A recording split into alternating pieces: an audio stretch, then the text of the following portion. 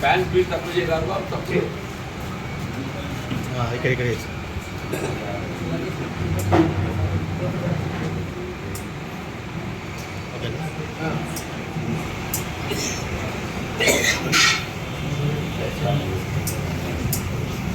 పర్లేదు చాలు చాలు. మనకి సంబంధించి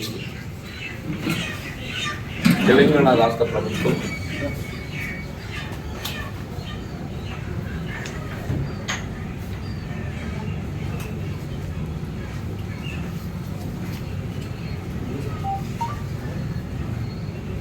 అంటే వాస్తవంగా ఆనాడు యూపీఏ ప్రభుత్వ హయాంలో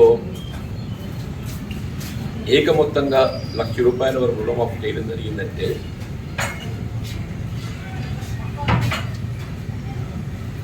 మళ్ళీ ఈరోజు తెలంగాణ రాష్ట్రంలో కాంగ్రెస్ ప్రభుత్వం ఏర్పడటంతో ఏకమొత్తంగా ₹2,00,000 వరకు రుణమాఫీ అమలు చేయబడే విధంగా కార్యక్రమాన్ని రూపొందించటం హర్షించదగ్గ విషయం. ఇదే గతంలో టీఆర్ఎస్ ప్రభుత్వం 2 పర్యాయాలు కూడా అంటే వాళ్ళు అప్పుడు ₹1,00,000 వరకు రుణమాఫీ చేస్తామని చెప్పని పేర్కొన్నప్పటికీ అది విడతల వారీగా అమలు చేయడంతో కేవలం వడ్డీ మాఫీ అమలు కార్యక్రమంగానే మిగిలిపోవడం జరిగింది. ఇక్కడ ప్రస్తుతం ఉన్న పరిస్థితులలో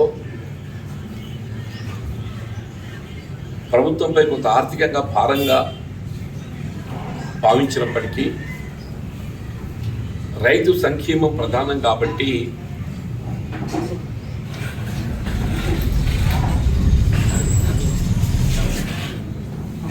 రాహుల్ గాంధీ గారు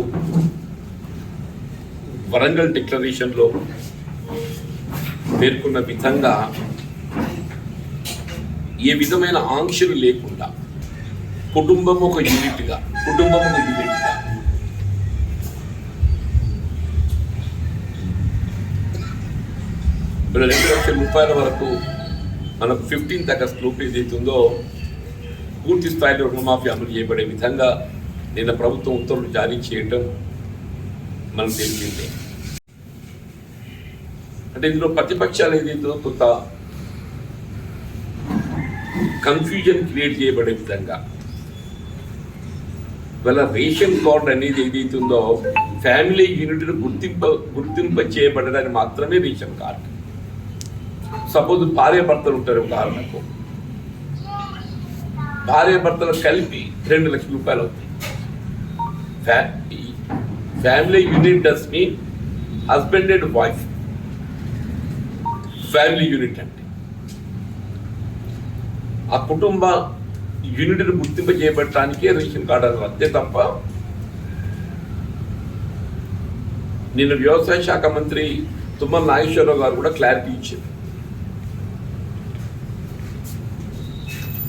రేషన్ కార్డు అనేది ఏదైతుందో కేవలం ఫ్యామిలీ యూనిట్ను గుర్తింప చేయబడటానికే తప్ప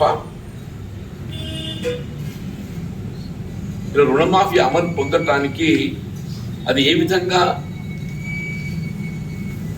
అభ్యంతరకరం కాదు. రేషన్ కార్డు లేని వాళ్ళకు కూడా ₹2,00,000 వరకు ఏకమొత్తంగా రుణమాఫీ అమలు పొందే అవకాశం ఉంది. అట్లాగే రైతు బీమా కూడా, పంటల బీమా కూడా ఇలా పంటల బీమా పథకం ఏదైతుందో గత ప్రభుత్వ హయాంలో టీఆర్ఎస్ ప్రభుత్వ హయాంలో ప్రకృతి వైపరీత్యాలతోని లేక చీడ పురుగులతోని పంట నష్టపోయినా కానీ ఎప్పుడూ ఆ రైతును ఆదుకున్న దాఖలా లేదు. కానీ రాష్ట్రంలో కాంగ్రెస్ ప్రభుత్వం ఇలా ప్రకృతి వైపరీత్యాలతోనే కానీ చీడ పురుగుతోనే కానీ పంట నష్టపోయినట్టయితే ఆ రైతులు ఆదుకోవటానికి కొరకు పంటల బీమా పథకం అంటే వాస్తవంగా దేశంలో రైతు 50% ప్రీమియం చెల్లింపు చేయబడే విధంగా అమలవుతున్నది.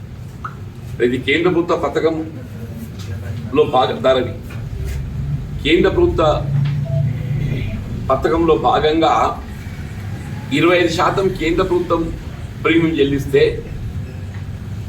25% రాష్ట్ర ప్రభుత్వం చెల్లిస్తే 50% రైతు చెల్లించే విధంగా ఇది కార్యక్రమం రూపొందించబడ్డది కేంద్ర ప్రభుత్వ విధానం.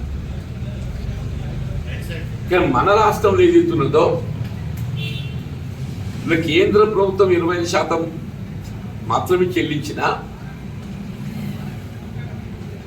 ఇలా రాష్ట్ర ప్రభుత్వం చెల్లించే 25%కి తోడు అదనంగా రైతు చెల్లించేటువంటి ఒక 50% కూడా రాష్ట్ర ప్రభుత్వమే చెల్లింపజేయబడే విధంగా, అంటే రైతు మీద ఏ విధమైనటువంటి ఆర్థిక భారం లేకుండా ఈ పంటల బీమా పథకం అమలు చేయబడే విధంగా కార్యక్రమం ఏదైతుందో కేవలం తెలంగాణ రాష్ట్రంలో మాత్రమే ఇది రూపొందించబడుతుంది.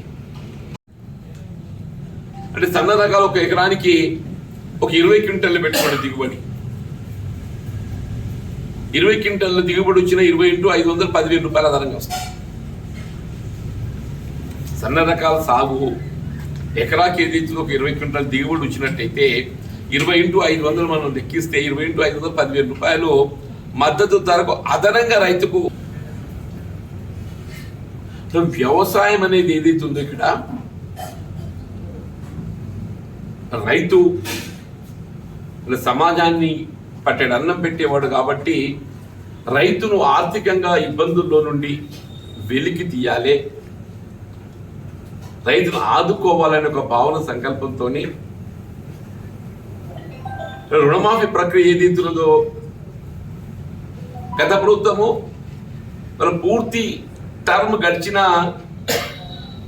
రుణమాఫీ పూర్తి చేయడం జరగలేదు. నేను ఫర్ ఎగ్జాంపుల్ నాకు 1,00,000 రూపాయలు అప్పున్నది, 1,00,000 రూపాయల వరకు రుణమాఫీ చేస్తామని చెప్పని పేర్కొంటూ అమలు కాలే.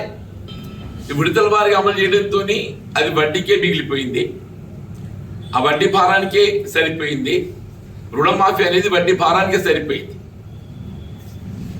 అది కూడా పూర్తిగా చేయబడడం జరగలేదు. ఇవాళ మనం కంపేర్ చేస్తే ఏదైతుందో ఏకమొత్తంగా 2,00,000 రూపాయల వరకు అమలు చేయడంతో నీకు వడ్డీ భారం లేకుండా ఇవాళ మొదటి సంవత్సరంలోనే 10 మాసాల కాలంలో ప్రభుత్వం ఏర్పడ్డ 10 మాసాల కాలంలో నీకు రుణమాఫీ అమలు చేయడం జరుగుతుందంటే నీ వడ్డీ భారం లేకుండా అమలు చేస్తున్నాం. ఇవాళ నీ గత ప్రభుత్వం అమలు చేసిన రుణమాఫీ కేవలం వడ్డీకే సరిపోయింది. కంపారిజన్ చెప్తుండే ఇప్పుడు నేను పేర్కొన్న 3 కార్యక్రమాలు కూడా రుణమాఫీ కానీ, రైతు భరోసానే కానీ, పంటల బీమా పథకమే కానీ. ఇప్పుడు దేశంలో ఇన్ని రాష్ట్రాలు ఉన్నాయి, 30 రాష్ట్రాలు ఉన్నాయి, బీజేపీ పాలిత రాష్ట్రాలు ఉన్నాయి.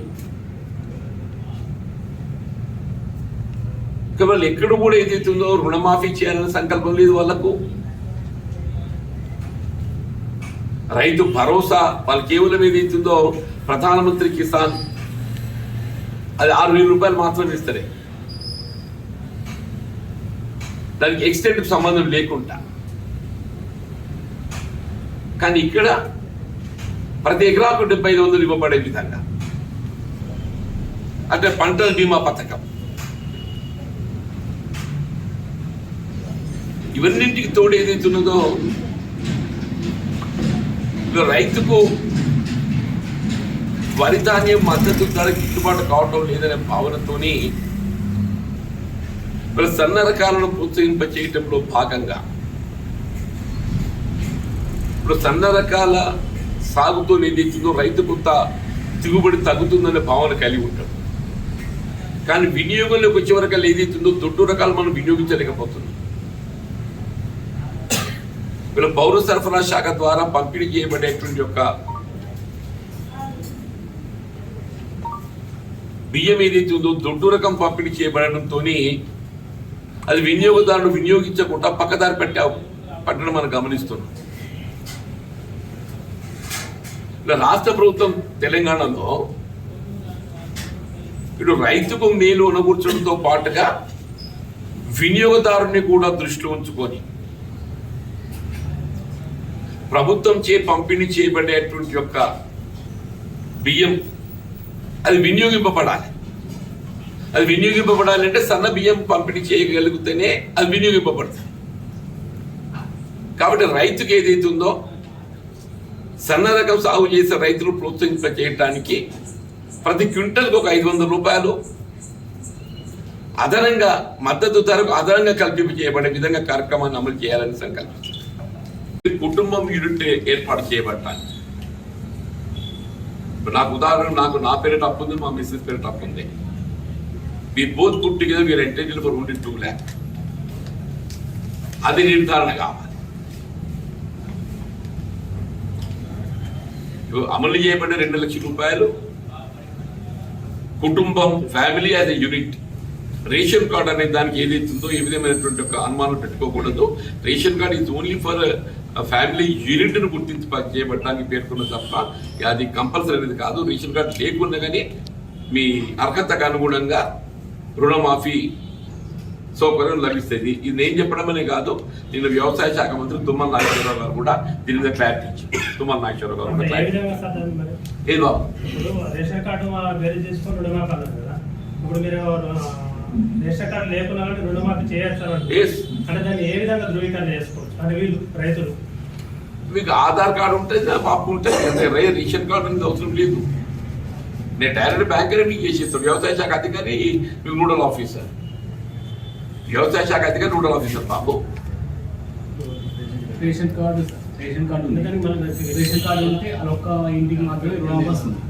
ఇద్దరికి కూడా ఒక్కొక్కరికి వర్తిస్తుంది రేషన్ కార్డు. భార్య భర్తలు వాళ్ళకు 2 లక్షల అప్పు, 2 లక్షల అప్పు ఉంది, 2 లక్షలు వస్తుంది.